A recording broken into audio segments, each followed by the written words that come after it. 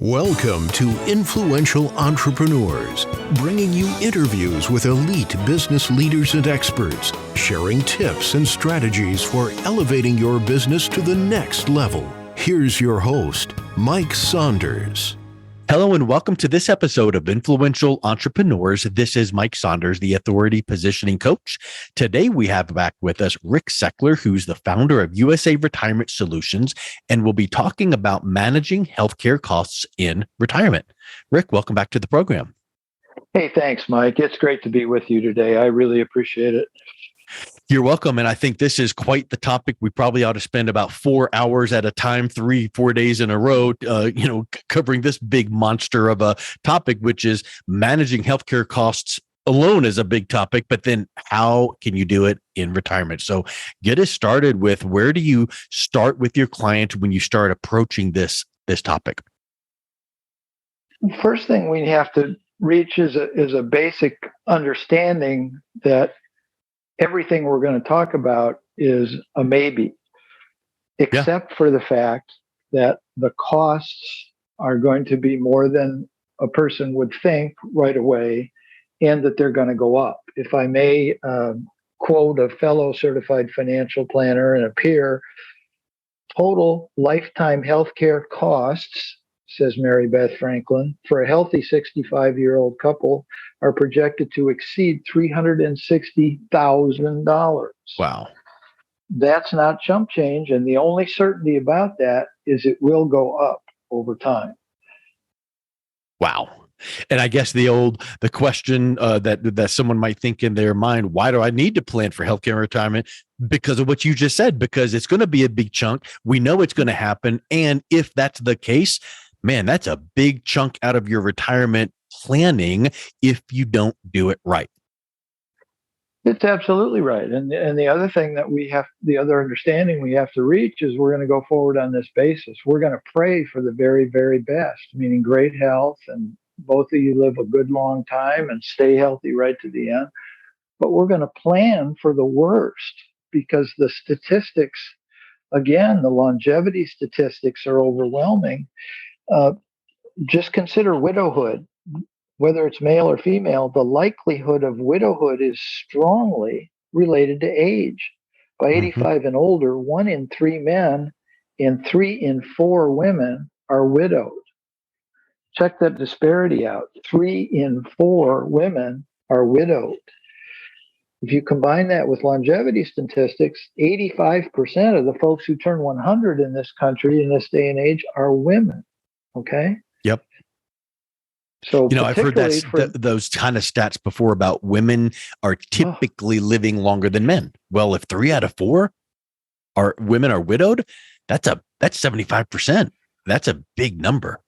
Well, and there they are on their own, and quite often income is down, and healthcare expenses are up just for the fact that there is no spousal caretaker in the household. You've got to have outside help, or you've got to go somewhere else to get help. And fortunately, in this country, there are a lot of resources for that, but very few of them are free. And the ones that are free are probably the ones that you don't want to necessarily be in. It's like they always say, you get what you pay for. Well, if you've ever been to a Medicaid nursing home, you know for a fact there's 8 or 9 people lying around on cots all in the same room, and it's not pretty. Yeah. So when you think about planning for healthcare and retirement, what are some of the factors that need to be initially thought of? Because obviously it's kind of like an onion. You go layer after layer and it gets more and more, and then it gets deeper. But what are some of those main things that we should be thinking about? Well, back in the day, it was fashionable to talk about doing financial plans, and they'd all scribble out to, you got to put away more money than you make to meet all these exorbitant, and I don't do that kind of thing. I don't artificially create a need. I just need for people to understand that it's best to start early. And it's particularly important to make sure that you're going to have funds that you absolutely can't outlive. Yeah. And that's where the crossover happens between healthcare planning in retirement and general income planning in retirement. either way, you're going to if you don't know how long you're going to live, you have to do something to make sure that you're still having an income, even if you live to be 90, 95, 100 years old. Yeah, that's a huge point, because we're all as Americans these days, we're taking better care of ourselves. The healthcare system is getting better. We're eating better. We're exercising. So maybe we are living longer, and that's going to extend out the amount of money that you need. And we definitely don't want to have healthcare, chipping away at that big number. Well, absolutely. And I mean, the biggest risk, I used to start my seminars by saying, you guys can make this all really easy for me. Take out a piece of paper really quick and tell me exactly how long you're going to live. Then I'll tell you how much you have to save and how much you can have till that exact point in time. Yeah, because then it's an easy math equation. Yeah, but life isn't like that. Yep. So we don't know. The greatest risk is not knowing for sure how long we're going to live. So again, it's very, very important to set yourself, your family up to where you have income that you can count on forever, meaning until both of you are passed. I remember in graduate school when I was doing my MBA, one of the things, well, first of all, I hated all the numbers and accounting and all of that kind of thing. But one of the things you learn was doing pro forma estimates. Like, okay, here's our business, and in 5 years, we should be doing this and this and this. And those are all conjecture numbers. But then once you put them down on paper, you have to measure against that and go, how did we stand this year against that 5-year plan? And then year 2. So when you start thinking about healthcare costs, what is your guidance and advice on estimating what those are? Because like you said, it's going to change, it's going to get bigger, but you got to start somewhere. So how do you estimate those costs? The best thing to do is put aside, to the best of your ability, what you can put aside. I started in with the thing about you can't be too thin or too rich. And my point along that line is whatever you can afford starting early, put it aside. Put it into retirement plans. After you've fully filled up your retirement plans, then put something else aside for the future. Because believe me, if you end up with too much money, you're going to be a lot happier than if you end up with too little.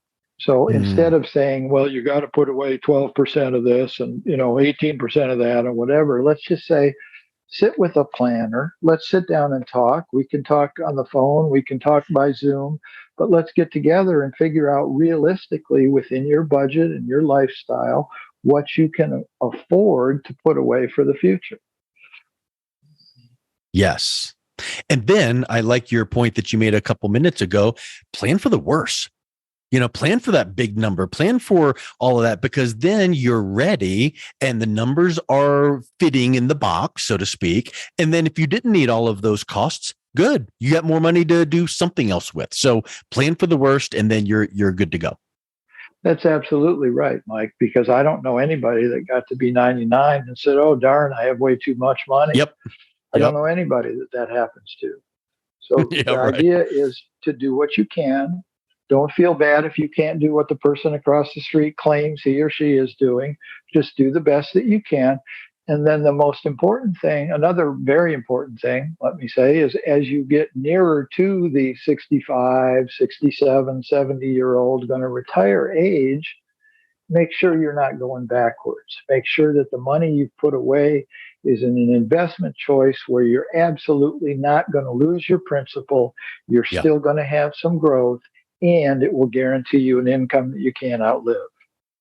That's a huge point, which is you don't want to have, it made me think of this analogy, and guys love analogies, women roll their eyes, but that what you just said made me think of driving a car with your foot on the gas and the brake at the same time. Because if healthcare costs are going to rise, and if you have your money sitting in an account that could be volatile and lose money, wow, you're losing your money and the costs are going up, you're in a bad spot. So yeah, that's a great point, is make sure that the money you do have set aside is going to be in something that's guaranteed and can't lose money. Folks just have to be honest with themselves. What steps have you taken realistically to protect your hard-earned savings and your retirement accounts from the next market downturn? Don't go through a 2001 or a 2008 or a 2022 when you're getting close to retirement. The best way to go forward pure and simple, is don't go backwards. Yep. It's kind of like Warren Buffett says, two rules of investing. Number one, I forget, I'm probably going to butcher it, but number one, never lose your principal. And rule number two, refer back to rule number one, something like that. It's really close to that. And that's, not the case for somebody that's 30, 35, 40 years old. They have all kinds of time for the market to do its up and down and sideways and all that kind of stuff. But when you've worked your whole life and you've put away money towards these extremely important goals, that's when it's so painful to experience any loss. Yep. And unnecessary. Now, I'm asking you this, Rick, as me hearing you through the ears of someone that's not an expert, because I don't know, this, but when you mentioned that number of $300 and something thousand, my mind went to, well, isn't Medicare, Medicaid, what I just checked the box in? That's not going to cost that much. So what role does Medicare play in retirement planning to help defray some of that, $300 and something thousand of medical costs? That's a great question, because it's very, very commonly misunderstood. Yeah. Medicare in and of itself exposes a person and or a couple to virtually unlimited liability. It's a great 80-20 or close to 80-20 plan, but 20% of a really big number is still a big number. So it's critical that Medicare planning include either a Medicare supplement and a drug plan or a Medicare Advantage plan. Even when you do that, then you're going to run into the pure fact that Medicare doesn't cover long-term care. If you go to the Medicare.gov website and look up, search for what doesn't Medicare cover, the number one thing that comes up is long-term care. Medicare doesn't cover long-term care. Yeah. And I know statistically, we don't need to get into that, but statistically, long-term care is a high percentage chance that you will need that. And it costs a pretty penny. So that's something to realize, that Medicare is not going to cover it. You need to have that in place, because that goes into then that planning for healthcare and retirement. Well, and in terms of the planning, then you have to come to the crossroads as far as the long-term care issue goes.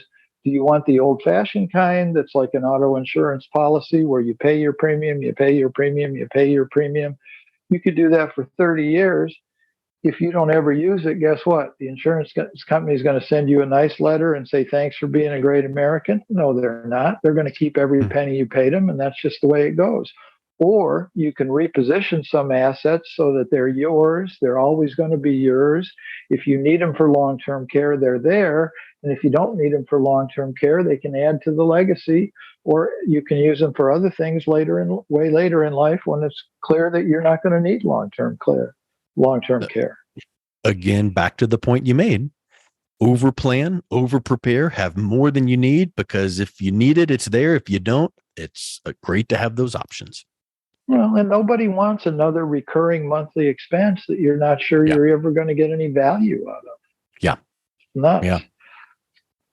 So what are some other things that we need to be thinking about option-wise for managing healthcare costs that maybe people don't even think about easily?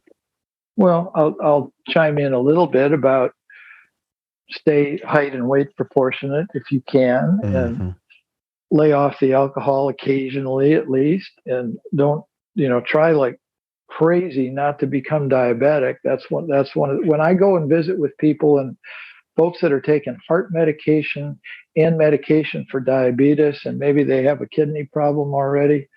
Those are the folks whose expenses for healthcare and retirement are way exorbitant, because even with the best Medicare Advantage and or Part D prescription drug plan, their drug costs can be outrageous. I sit with people sometimes where the drug cost for one person is up to $20,000 or $25,000 in a year. And it's only going to get worse with the Alzheimer's and the baby boom generation. The FDA just approved a drug again this morning. I saw a news release on it. it's $26,000 a year for a drug that helps to prevent the onset of Alzheimer's, but only by about 6 months. In other words, it gives you 6 months longer to be relatively cogent. Wow. That's that doesn't sound like that big of a of a whoop-de-doo to get excited about, huh? But they sure are, and the Yeah. lady that's running CMS these days, she's all in. They're going to cover it. Medicare is going to cover it, so you can watch. That will cause Medicare premiums and Medicare max out of pocket limits to go up over the next several years, almost for sure. I think we've mentioned this before, but it's obvious in the economy that we're in that deficit is a huge number. The only way to close the deficit is either cut spending. The government won't do that. We know that, or raise taxes. So we know taxes are going to go up. And we also know that most probably the cost of healthcare will go up just because of the world we're living in. So if that is something that is concerning a pre-retiree or a retiree and going, what do I do? Because it's like a moving target and I need to plan for retirement. What are some of the things that someone would recommend that they start with first to think about? Of course, sit down with you or meet with you and have you look at their situation.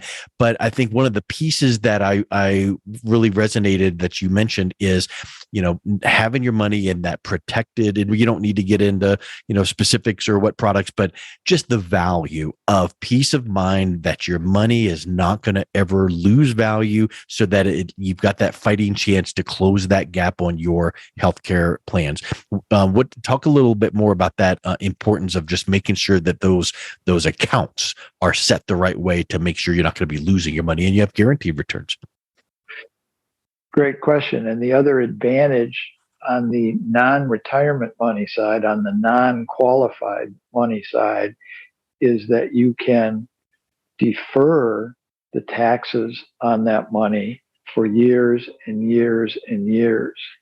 In other words, if you are risk averse and you decide that you want to keep your money in money market or in CDs in the bank, all fine and dandy, but you're going to be notified, as is the IRS, every single year that you owe tax on the interest that you've earned.